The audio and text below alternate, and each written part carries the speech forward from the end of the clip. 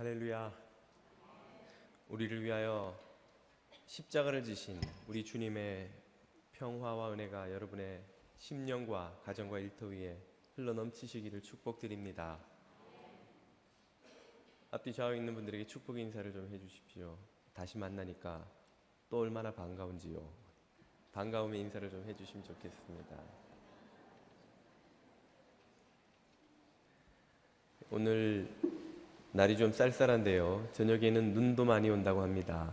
여러분 오가시는 걸음 안전히 운행하시고 또 건강 조심하시길 바랍니다. 오늘 우리에게 주시는 하나님의 말씀은 이사야 53장의 말씀입니다. 이사야 53장의 말씀입니다.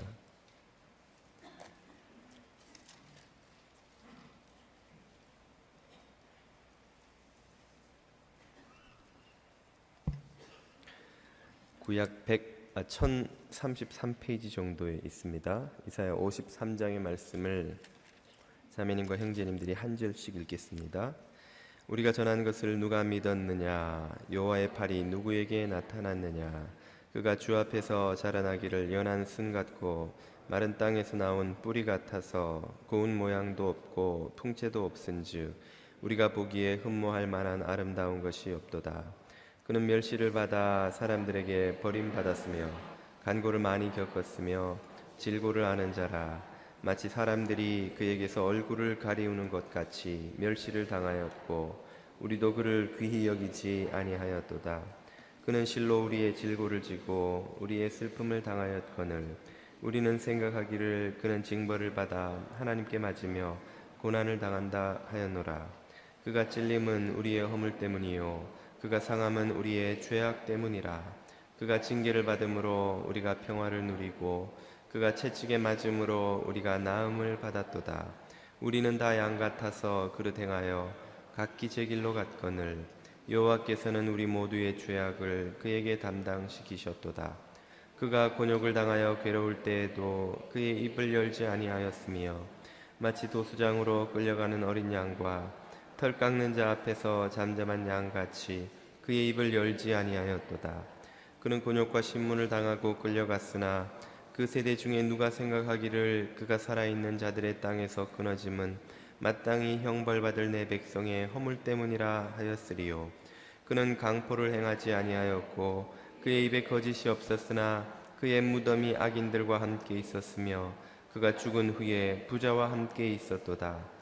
여호와께서 그에게 상함을 받게 하시기를 원하사 질고를 당하게 하셨은즉 그의 영혼을 속건 제물로 드리기에 이르면 그가 씨를 보게 되며 그의 날은 길 것이요 또 그의 손으로 여호와께서 기뻐하시는 뜻을 성취하리로다. 그가 자기 영혼에 수고한 것을 보고 만족하게 여길 것이라. 나의 의로운 종이 자기 지식으로 많은 사람을 의롭게 하며 또 그들의 죄악을 친히 담당하리로다. 그러므로 내가 그에게 존귀한 자와 함께 몫을 받게 하며 강한 자와 함께 탈취한 것을 나누게 하리니 이는 그가 자기 영혼을 버려 사망에 이르게 하며 범죄자 중 하나로 헤아림을 받았음이라. 그러나 그가 많은 사람의 죄를 담당하며 범죄자를 위하여 기도하였느니라. 아멘. 오늘은 교회력에 의하면 종려주일입니다. 종려주일은 여러분이 잘 아시는 것처럼 예수님이 십자가를 지시기 위해 예루살렘에 입성하실 때에 백성들이 종려나무 가지를 흔들며 그분을 환영한 것을 기념하여 지키는 절기지요.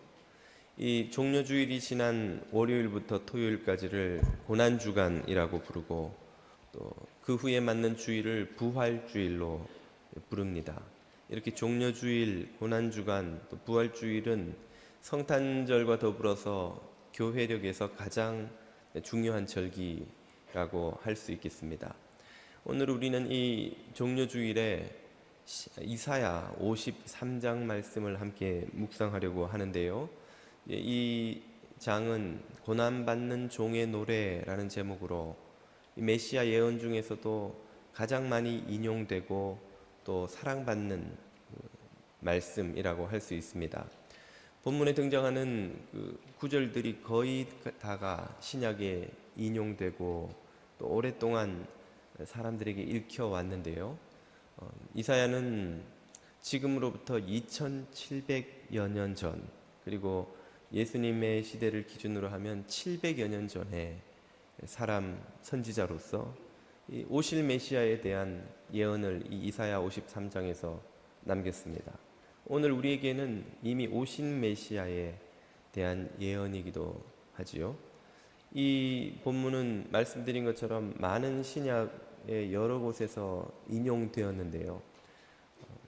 언뜻 생각나는 것을 말씀드려보자면 사도행전 8장에서 이디오피아 내시가 읽으면서도 무슨 뜻인지를 몰라 빌립의 해석에 도움을 받았던 그 본문도 바로 이 이사야서 53장의 말씀입니다.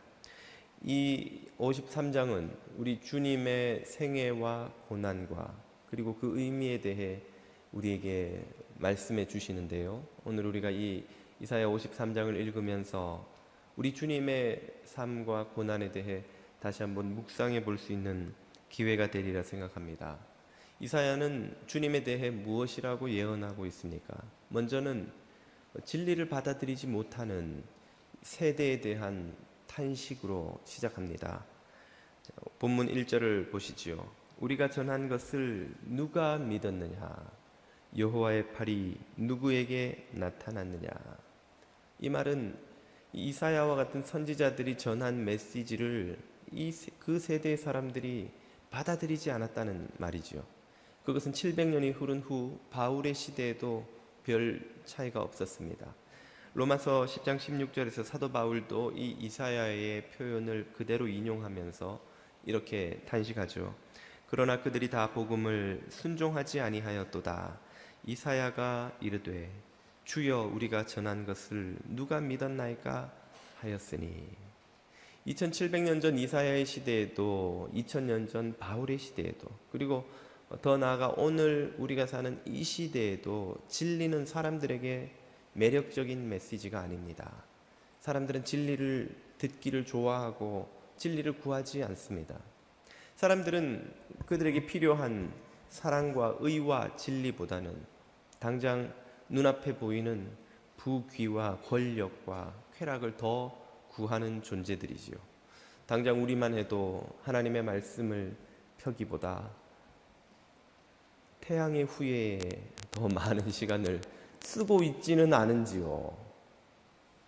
송중기는 감동을 주지만 우리 주님의 고난은 우리에게 무덤덤해져 버린 것은 혹시 아닙니까?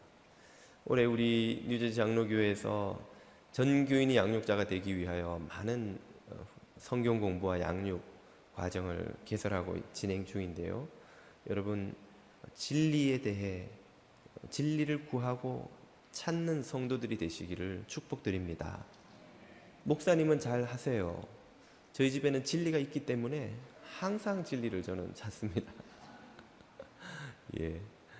다시 한번 진리가 우리 집의 진리 말고 우리 주님의 진리가 저와 여러분의 삶의 우선순위가 될 수 있기를 축복드립니다.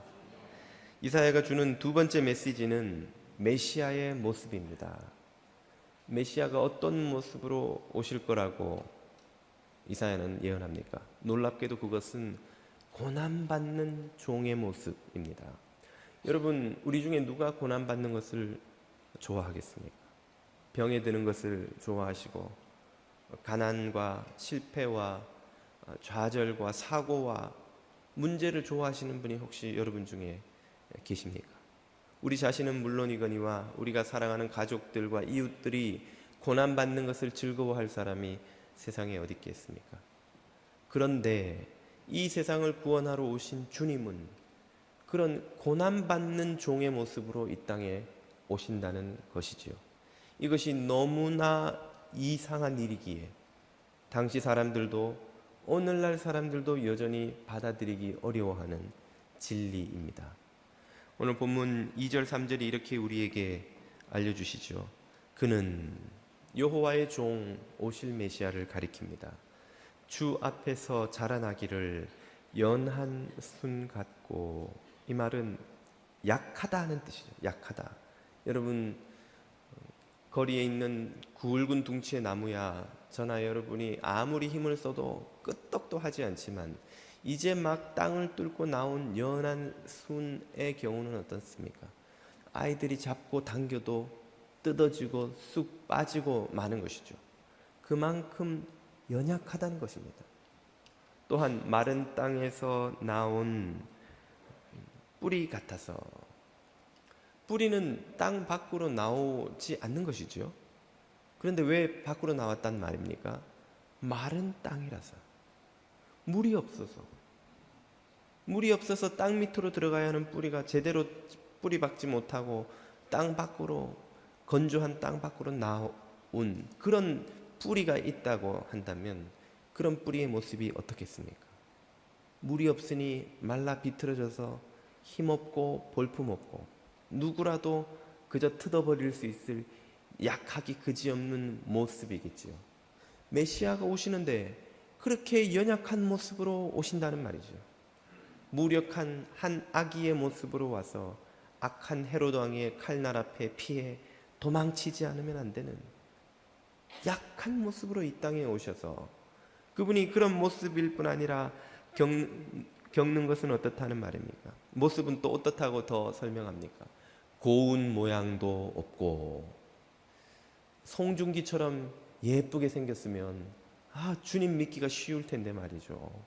그런 고운 모양이 없어요. 풍채도 없은즉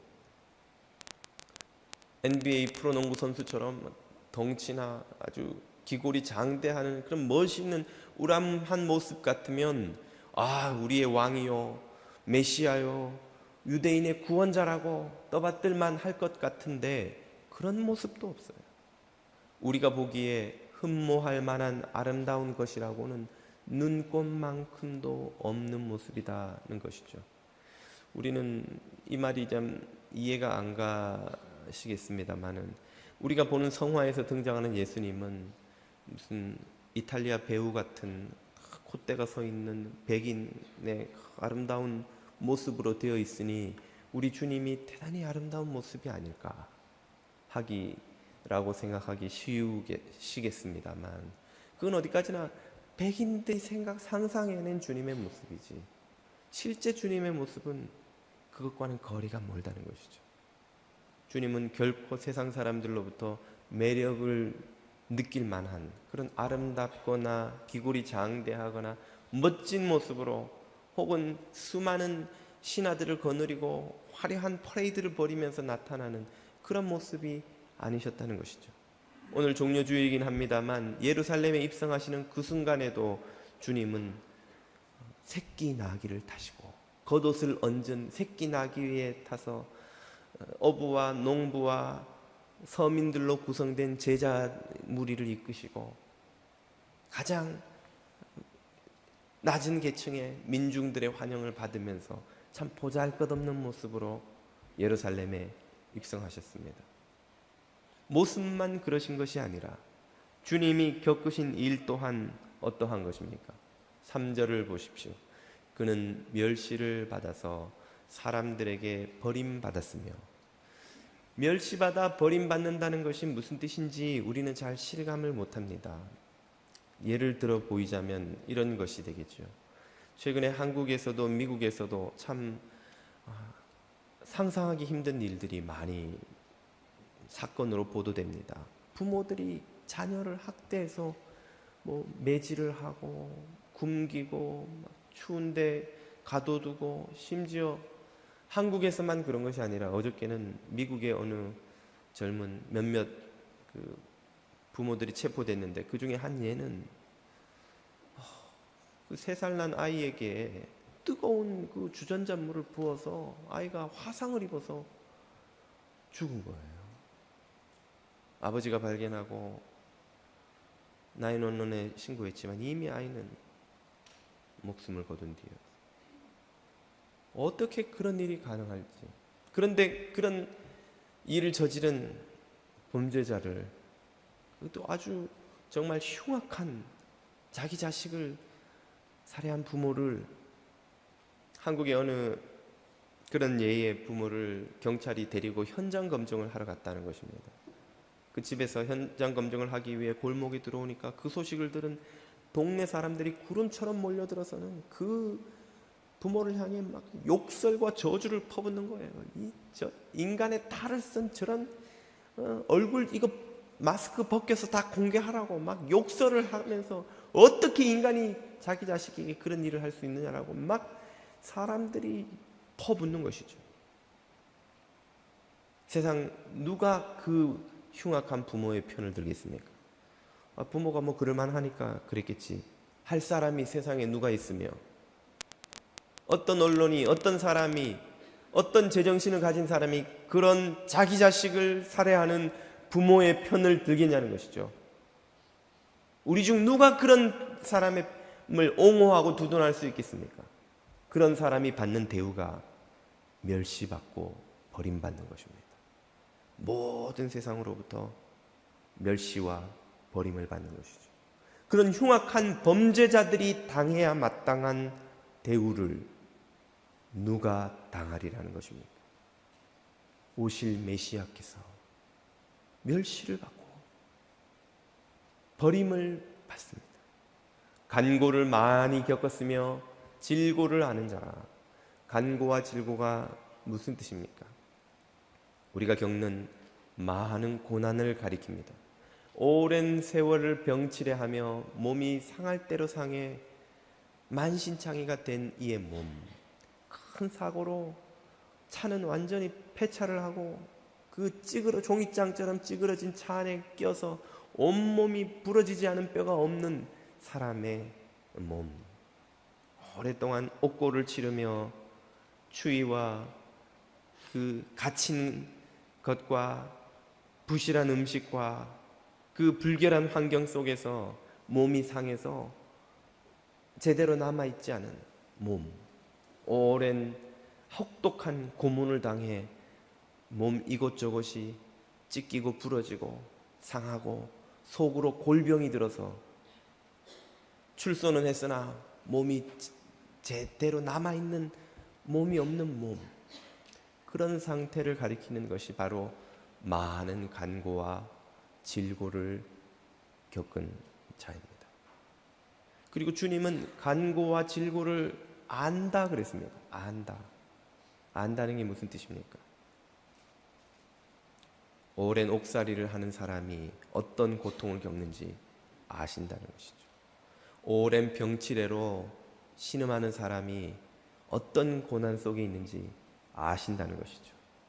고문을 당하고 외면을 당하고 갇히고 맞고 쫓겨나고 추위와 더위와 온갖 질병에 시달리는 사람의 고통이 무엇인지를 아신다는 것이죠. 메시아가 왜 그런 것을 알아야 합니까? 대통령이 왜 그런 것을 알아야 하며 상원의원, 하원의원과 같은 존귀한 사람들이 왜 그런 것을 알아야 합니까? 시장과 군수와 지도자들이 왜 그런 것을 알아야 합니까? 그런 사람들은 공동체로부터 특별히 더 보호를 받고 지원을 받고 경호원들이 그들을 지키고 조금만 아파도 주치의가 달려와서 막 치료해주고, 그런 사람들은 공동체를 위해 중요한 역할을 하기 때문에 병들지 않고 상하지 않도록 온 공동체가 그들을 지켜주죠. 그런 사람들은 그런 질고와 간고를 알 이유도 없고 알 기회도 없는 것이죠. 그런데 만왕의 왕으로 오신 메시아가 왜 그런 질고를 알며 왜 그런 간고를 겪으며 안다는 말일까요? 이것은 메시아를 기대하던 유대인들이 도무지 이해할 수 없는 메시지였습니다. 우리의 왕이 왜 그런 고통을 알아야 돼요? 우리의 구원자가 왜 그런 아픔을 왜 알아야 됩니까? 그런 존귀한 분이. 그런 것은 저 자식을 살해한 흉악한 범죄자들이나 당할 멸시고 고난이고, 저 가난하고 힘없고 무지하고 한 사람들이나 겪어야 할 고생이지, 그런 걸 왜 대통령이 겪고 왜 시장이 겪고 왜 상원의원이 겪어야 한단 말입니까? 그것이 이해할 수 없는 일이듯이 메시아가 왜 그것을 겪어야 하는지 이해할 수 없는 일이죠. 그런데도 이사야는 오실 메시아가 그런 모습으로 오실 거라는 이해할 수 없는 예언을 하고 있습니다.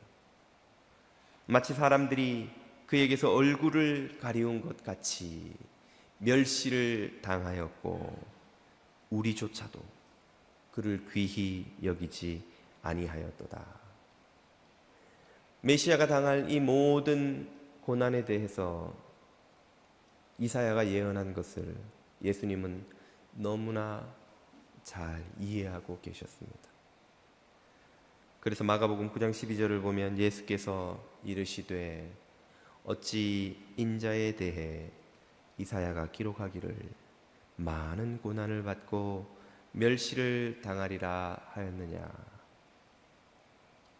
이 말의 의미는 멸시를 당할 거라고 이사야가 기록해 두지 않았느냐. 나는 안다는 거예요. 내가 앞으로 어떤 일을 겪어야 하는지를 안다는 거예요. 그래서 제자들에게 3번이나 당신이 겪으실 십자가의 순환을 예고하시고 뚜벅뚜벅 그 십자가의 길을 향해 한 걸음 한 걸음 걸어가셨던 것입니다. 그런 고난을 당하는 메시아가 어떤 모습으로 그 고난을 견디어낼지에 대해서 이사야는 이렇게 예언하고 있습니다. 7절을 보십시오. 그가 곤욕을 당해 괴로울 때도 그의 입을 열지 아니하였으며 마치 도수장으로 도살장으로 끌려가는 어린 양과 털 깎는 자 앞에서 잠잠한 양같이 그의 입을 열지 아니하였도다. 메시아가 그런 말도 안 되는 질고와 고초를 겪을 텐데 그 메시아께서는 그 모든 일들을 침묵으로 견뎌내실 거라는 말이죠. 양은 다른 짐승과 달리 특이한 점이 여러 가지가 있는데요. 그 중에 하나가 이 온순함이라고 합니다. 양은 자기를 잡는 도살장에 가서도 소리를 내지 않는다는 거예요. 기껏 해봐야 염소 소리가 듣고요. 소리를 양은 내지 않는다는 거예요. 그러나 다른 짐승들은 좀 다르죠. 여러분, 제가 대학 시절에 농촌 봉사활동으로 서해안에 있는 어느 섬을 방문한 적이 있습니다. 한 2주 정도 봉사를 하고 마지막 날이 되었는데 동네 어르신들이 젊은 학생들이 와서 고생한다고 마을 잔치를 열어주시면서 조그만 돼지 새끼 한 마리를 잡으시는 거예요. 그 잡던 분이 그만 돼지를 놓쳤어요. 이 돼지가 피를 흘리면서 온 섬을 뛰어다니면서 소리를 지르는데 무슨 목에 마이크를 달고 다니는 것 같아요. 그래서 옛어른의 돼지 멱다는 소리가 어떤 건지 저는 그때 직접 들었어요. 돼지 멱다는 소리는 정말 온 섬을 막 뒤흔드는 거예요. 대부분의 짐승들이 자신의 생명을 앗아가는 그 도살장에 들어가면 그렇게 소리를 지르고 겁에 질리고 발버둥을 치고 몸부림을 친다는 것이죠. 그런데 양들은, 이상하게 이 양들은 온순하게 자신의 생명을 앗아가고 자신의 털을 깎아내는 자 앞에서도 몸부림치고 소리 지르고 발버둥 치지 않는다는 것입니다. 그런데 바로 그 양처럼 메시아께서 그 모든 고초와 고난을 침묵으로 견디실 거라고 이사야는 예언하고 있습니다. 마가복음 14장 61절은 실제로 그런 예수님의 모습을 이렇게 보도합니다. 예수께서 침묵하고 아무 대답도 아니하시거늘 대제사장이 다시 물어. 지금 대제사장이 예수님을 향해 없는 죄목을 만들어내어서 비난하고 정죄하고 그를 심판하겠다고 나서는데 주님은 아무 말도 하지 않으시고 그 모든 소리를 묵묵히 듣고 계시며 침묵만 하고 계신다는 말입니다. 왜 침묵하시는 것일까요? 주님이 하실 말씀이 없어서, 듣고 보니까 할 말이 없어서, 기가 막혀서. 주님은 그 모든 회개하지 않는 완고한 악 앞에서는 어떤 선한 말도 소용이 없다는 것을 알고 계셨고, 무엇보다 악을 악으로 갚지 않으시고 그 모든 것을 하나님께 판결해 주시기를 맡기는 믿음을 가지고 계셨던 것입니다. 그 사실을 베드로 사도는 베드로전서 2장 23절에서 이렇게 설명하십니다. 욕을 당하시되 맞대어 욕하지 아니하시고 고난을 당하시되 위협하지 아니하시고 오직 공의로 심판하시는 이에게 부탁하시되. 이것이 예수님께서 고난을 인내하신 방법이었습니다. 욕을 들으시고 모욕당하고 속상하고 화가 나는 상황에서 똑같이 욕으로 되갚지 않으시고, 나를 때린 놈, 너 내가 얼굴 다 봐놨어. 하나님이 너희 같은 인간들, 너와 네 자식 3대까지 씨를 말려버릴 것이다, 이 저주받을 인간들아 라고 대응하지 않으시고, 악을 악으로 갚지 않으시고, 그 모든 판결을 누구에게 맡기십니까? 공의로 심판하시는 분이 계시다는 것을 믿고 그분에게 맡기셨던 것이죠. 예수님의 침묵은 예수님의 믿음의 다른 표현입니다. 오늘 우리에게서 찾아보기가 얼마나 어려운 모습인지요. 우리는 작은 비난, 오해, 억울한 일만 겪고도 밤잠을 이루지 못하고 되갚든지 똑같이, 아니 몇 배로 갚아주든지, 아니면 내가 당한 것 이상으로 온 데 다니면서 사람들에게 욕하고 비난하고 정죄해도 분이 풀리지 않는 우리들이 아닙니까? 그래야만 되는 줄 알고 그렇게 하는 우리들이 아닌가 말이에요. 그렇게 하는 이유는 무엇입니까? 공의로 심판하실 분에 대한 확신이 없기 때문입니다. 내가 내 원한을 갚지 않으면 아무도 갚아주지 않으리라는 믿음이 있기 때문이죠. 하나님에 대한 믿음이 없기 때문에 그런 믿음을 갖고 사는 것입니다. 오늘 우리 주님이 보여주신 이 믿음이 우리에게도 필요할 줄로 믿습니다. 하나님을 믿는 믿음이 고난을 이겨내는 인내로 드러나게 될 것입니다.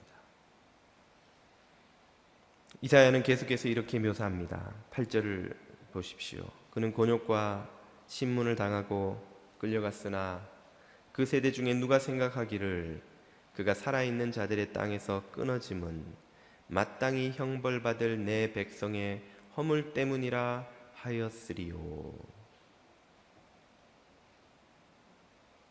무슨 뜻입니까? 주님이 받는 고난을 그 어떤 사람도 그것이 무슨 의미가 있는지 깨닫지 못했다는 것이죠. 그 세대 중에 있는 사람들 누구도 주님을 이해하지 못했다는 것입니다. 주님이 3년을 바쳐 심혈을 기울여 양육한 제자들조차도 주님의 고난을 이해하지 못하고, 마지막까지 주님이 예루살렘에 가시면 왕이 되실 텐데 저는 총리를 시켜주시겠습니까? 아니면 장관 자리라도 주시겠나요? 누가 더 높은 자리에 우리 12명 중에 한 명이 올라가게 되겠습니까? 하는 것을 놓고 싸우고 욕심내고 오해하고 있었습니다. 주님은 철저히 고독한 십자가의 길을 가셨습니다. 그 누구도 이해하지 못하는 십자가의 길을 가셨다는 말이죠. 오늘 우리가 이 세상에서 참 힘든 일이 무엇입니까? 실패도 힘들고 고난도 힘들지만 그 못지않게 우리를 어렵게 하는 것은 이해받지 못한다는 거예요.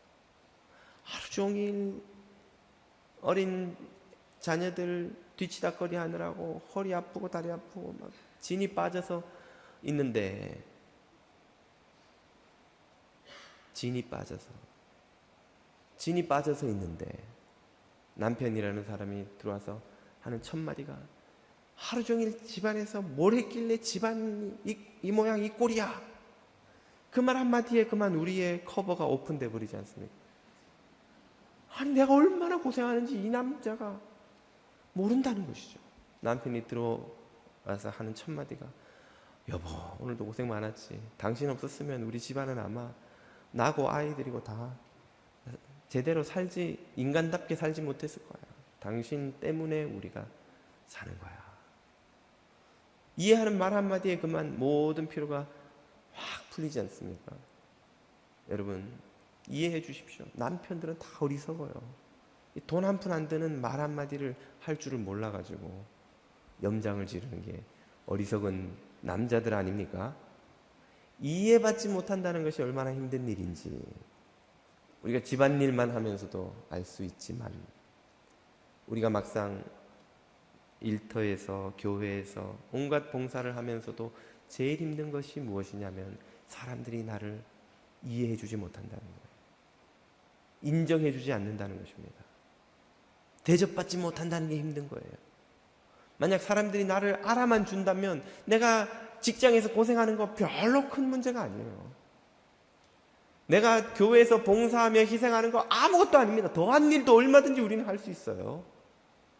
사람들이 나의 존재를 이해하고 인정하고 나 없으면 이 회사가 안 돌아간다는 사실을, 나 없으면 이 교회가 정말 안 된다는 그런 메시지를 내가 사람들로부터 받는다면 정말 얼마나 신이 나서 그 모든 일을 해낼 수 있는지 모릅니다.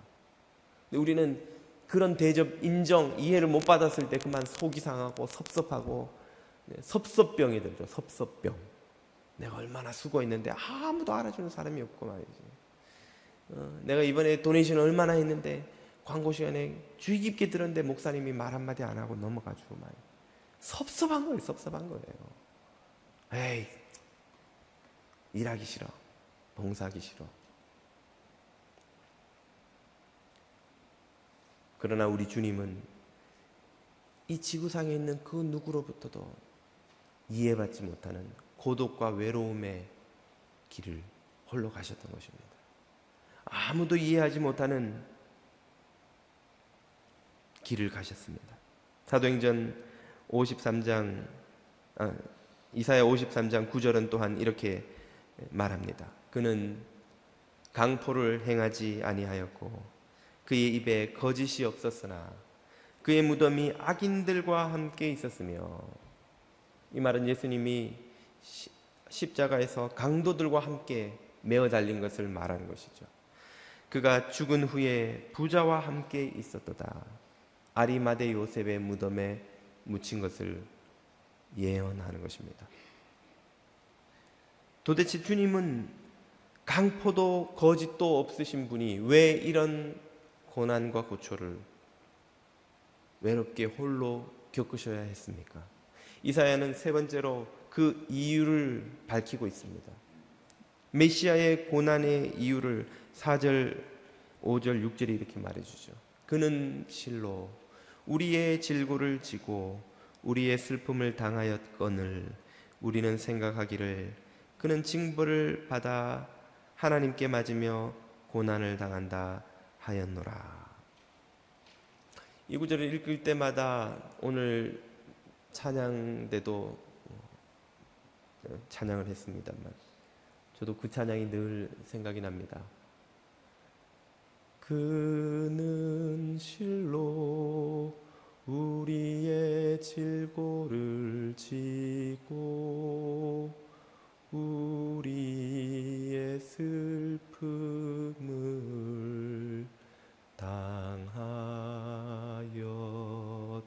당하였도다. 주님은 우리의 질고를 지시고 우리의 슬픔을 대신 당하셨습니다. 우리는 그것을 알지 못했습니다. 우리는 그분이 그분의 잘못으로 그런 고난을 당하는 줄 알았다는 것이죠. 마태복음 8장 17절은 이 구절을 이렇게 인용합니다. 이는 선지자 이사야를 통하여 하신 말씀에 메시아가 우리의 연약한 것을 친히 담당하시고 병을 짊어지셨도다 함을 이루려 하심이더라. 주님의 고난은 이사야를 통해 예언된 하나님의 계획을 이루는 것이었다는 말이죠. 계속해서 5절을 보십시오. 그가 찔림은 우리의 허물 때문이요 그가 상함은 우리의 죄악 때문이라. 그가 징계를 받음으로 우리가 평화를 누리고 그가 채찍에 맞음으로 우리가 나음을 받았도다. 아멘. 오늘 저와 여러분이 누리는 평화와 복과 나음이 무엇 때문이라고 말씀하십니까? 베드로 사도는 베드로전서 2장 24절에서 이 사건을 이렇게 또 해석하죠. 친히 메시아께서 나무에 달려 그 몸으로 우리 죄를 담당하셨으니 이는 우리로 죄에 대하여 죽고 의에 대하여 살게 하려 하심이라. 그가 채찍에 맞음으로 너희가 나음을 얻었나니. 오늘 우리가 되돌이켜 보면 온갖 죄와 허물과 부끄러운 것 투성이인 삶을 살아왔음에도 불구하고 하나님의 심판의 두려움과 징벌과 저주로 불안하여 떨고 고통받지 않고 하나님의 자녀로 불리며 평화를 누리며 위로를 받으며 하늘과 땅의 복을 누리는 이유가 무엇인지를 오늘 이 예언이 가르쳐 주십니다. 그것은 바로 주님이 저와 여러분이 당해야 할 모든 고통과 불면의 밤과 저주와 심판의 고통을 다 미리 당하셨기 때문인 줄로 믿습니다. 오늘 우리는 그것을 모른 채 살아갑니다. 철없는 자녀들이 자기가 마치 자기 힘으로 나서 자기 힘으로 잘한 줄 아는 것처럼 철부지 아이들이 뭐라고 말합니까? 엄마가 나한테 해준 게 뭐가 있어? 아빠는 날 사랑하지 않아? 라는 말을 할 때 그 아이들은 무엇을 깨닫지 못하는 것입니까? 그 엄마가 얼마나 큰 고통을 감당하며 자신을 낳았는지, 아픈 아이를 밤새 젖은 수건으로 열을 내려가며 안고 기도하며 돌보며 기저귀를 갈아가며 먹여가며 입혀가며 그 아이를 양육하기 위해 아버지가 밖에서 얼마나 많은 수고를 기꺼이 감당해 왔는지, 그 아이는 자신이 아이를 낳아 키워보기 전까지는 절대 그 수고를 이해하지 못하죠. 자기 힘으로 자기가 큰 줄 아는 거예요. 그런 어리석은 자녀들이 가지는 착각을 오늘 우리 모두가 안고 살아갑니다. 내가 믿음이 좋아서, 내가 수고를 많이 해서, 내가 희생을 해서, 내가 경건해서 하나님이 나를 택하시고 자녀 삼고 이런 평화를 주시고 복을 주시고 천국 백성 되게 해주신 줄 안다는 것이죠. 그러므로 나처럼 이렇게 믿음으로 살지 못하는 사람을 보면 주저없이 멸시와 정죄가 나오는 것이고, 나의 수고와 희생과 헌신을 알아주지 못하는 상황이 되면 주저없이 원망과 불평과 비난이 쏟아져 나오는 것이죠. 왜요? 내가 다 얻은 것이기 때문에, 내 수고와 내 희생으로 내 섬김으로 하나님이 주신 복이기 때문에 감히 누가 이 복을 건든단 말인가? 무엇 때문에 가지는 생각입니까? 우리가 누리는 이 모든 것이 우리의 공로로 된 것이 아님을 알지 못하기 때문인 것이죠. 우리 주님의 십자가의 희생과 공로 때문인 줄로 믿습니다. 주님이 고난을 당하셨기 때문에 오늘 우리는 평화를 누리는 거예요. 주님이 그 외로움과 슬픔과 고통과 절망의 시간을 감당하셨기 때문에 오늘 우리는 하나님 앞에서 영원히 형벌에 처해 영원히 멸망치 않고 하나님의 자녀가 되어 주님의 은혜를 누리며 사는 것입니다. 오늘 이것을 깨닫지 못하기 때문에 우리는 어떻게 살아갑니까? 6절은 이렇게 말하죠. 우리는 다 양 같아서 그릇 행하여 각기 제 길로 갔거늘. 양의 또 하나의 특성이 여기에 소개됩니다. 그것은 지독한 근시라는 것입니다. 양은 보통 2, 3m 앞밖을 밖에는 못 본다고 해요. 그래서 양은 자기 앞에 가는 양의 다른 양의 꼬리만 보고 쫓아간다는 것이죠. 가끔 여러분이 중동 지역을 운전하시다 보면 경험하시는 일입니다. 시골에서 양떼가 지나가는데 도로에 차가 어떻게 가다 보면 양떼와 차가 섞이는 경우가 생겨요. 차가 가운데, 도로 가운데 서면 양떼가 그 차 때문에 좌우로 쫙 갈라집니다. 그때 목자가 아무것도 안 하고 가만히 있으면 이 양들은 갈라진 그 방향대로 계속 가는 거예요. 왜입니까? 지독한 근시거든요. 앞에 있는 양 한 마리가 엉뚱한 길로 가면 그 뒤에 있는 양떼는 줄줄이 그냥 줄줄이 사탕처럼 줄줄줄줄 그 길로 계속 가는 거예요. 목자가 하는 일은 배를 이걸 울리고 소리를 내어서 그 양들에게 이쪽이 사는 길이요, 이쪽으로 가야 한다고 부르는 거예요. 그럼 그제서야 그 소리를 듣고 양들이 오는 것이지, 만약 목자가 그렇게 가르쳐주지 않으면 양들은 계속해서 자기 앞에 양들이 가는 것만 보고 쫓아가는 거예요. 그게 벼랑인지 어디 늪인지 무엇인지도 모른 채. 우리 인생들의 살아가는 모습이 이와 같다는 것입니다. 우리도 얼마나 지독한 근시인지, 영혼은 고사하고 우리 인생의 날도 앞날을 내다보지 못하고 그저 눈앞에 보이는 정욕과 탐욕과 허영과 분노와 시기와 질투에 사로잡혀 장애인처럼 살아가는 거예요. 앞을 보지 못하는 자처럼 살아가는 거예요. 눈앞에 것만 잡으려고 쫓아가다 보면 멸망의 길을 가는 것이죠. 그렇게 살아가는 우리들의 수많은 죄와 악과 허물을 여호와께서는 모두 그분 예수 그리스도에게 담당시키셨도다. 아멘. 저와 여러분의 수많은 죄와 허물이 우리 주님에게 다 건너가 담당된 줄로 믿습니다. 그것을 깨닫는 자가 그 주님의 은혜를 사모해서 감사 감격하여 살아가는 것이 바로 그리스도인의 삶입니다. 베드로 사도는 또한 베드로전서 2장 25절에서 이렇게 선언합니다. 너희가 전에는 양과 같이 길을 잃었더니 이제는 너희 영혼의 목자와 감독 되신 이에게 돌아왔느니라. 아멘. 우리의 지난날의 삶이 길 잃은 양과 같이 방황하는 것이었다면 이제 주님의 음성을 듣고 우리 영혼의 목자 되신, 영혼의 감독 되신 주님께 돌아와 사는 삶이 되어야 할 줄로 믿습니다. 오늘 저와 여러분의 삶은 어떤 자리에 있습니까? 한 치 앞을 내다보지 못하고 멸망의 길을 가는 방황하는 양들 무리 속에 있지는 않는지요? 영혼의 목자 되신 주님의 음성을 듣고 주님께 돌아와 그분의 뒤만을 쫓아가는 주의 종들이 되실 수 있기를 축복드립니다.